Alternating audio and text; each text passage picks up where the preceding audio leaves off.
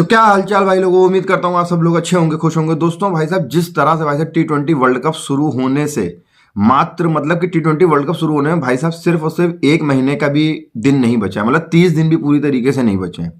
लेकिन भाई साहब T20 वर्ल्ड कप शुरू होने से पहले जिस तरह से भिंडी रोना चल रहा है भाई साहब, मतलब क्रिकेट को खेलने से लेकर के T20 वर्ल्ड कप खेलने से लेकर के इंडिया में आने से लेकर के जिस तरीके का भिंडी रोना चल रहा है भाई साहब, इसको मैं बताऊं वर्ल्ड कप ना बोलो, इसको कोई छोटा मोटा मतलब कि युद्ध घोषित कर दो, ज़्यादा अच्छा है।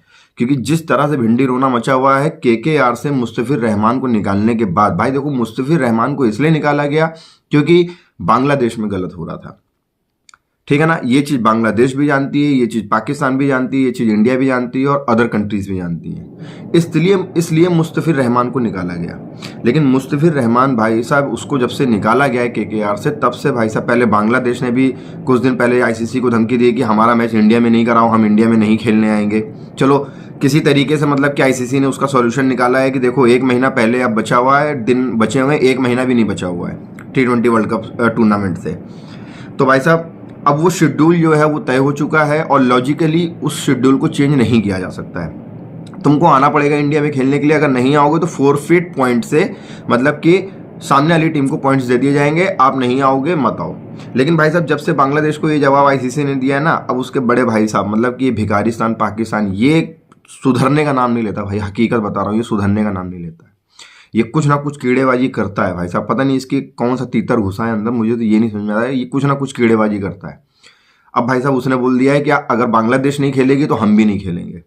तो देखो broadcasters, ICC, BCCI cricket tournament को फर्क नहीं पड़ता है कि बांग्लादेश किसी टूर्नामेंट में हिस्सा ले कि ना ले, क्योंकि बांग्लादेश वो ऐसे ही कंगला है। वैसे देखा जाए तो पाकिस्तान भी भिखारिस्तान है, लेकिन भाई साहब भिखारिस्तान का ना आना कुछ ना कुछ, मैं कह रहा हूँ ज़्यादा नहीं फिर भी 10% तो फर्क डालेगा ही टूर्नामेंट पे भी, ICC पे भी, BCCI पे भी और यहाँ तक कि ब्रॉडकास्टर्स पे भी। क्योंकि सब लोग चाहते हैं कि भाई साहब इंडिया पाकिस्तान का मैच देखने को मिले, क्योंकि जितना मैच से कमाई इंडिया पाकिस्तान से हो जाती है उतना पूरे टूर्नामेंट से भी नहीं होती है। तो भाई साहब पाकिस्तान ने अब धमकी दे दी है और बोला है कि अगर बांग्लादेश नहीं खेलेगी तो हम भी अब T20 वर्ल्ड कप खेलेंगे नहीं, भले चाहे हमारे मैचेस श्रीलंका में ही क्यों ना हो रहे हों, लेकिन हम नहीं खेलने आएंगे।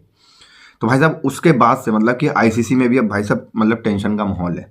ICC से लेकर के BCCI से सब जगह पे टेंशन का माहौल है, लेकिन टेंशन नहीं लेने का, क्योंकि छोटा भाई जब चवन्नी अठन्नी के लिए घूम रहा है तो बड़ा भाई तो इससे भी ज़्यादा भिखारी है। तो उसके पास तो 4 पैसे भी फेंकोगे तो भी वो भागते हुए पकड़ेगा।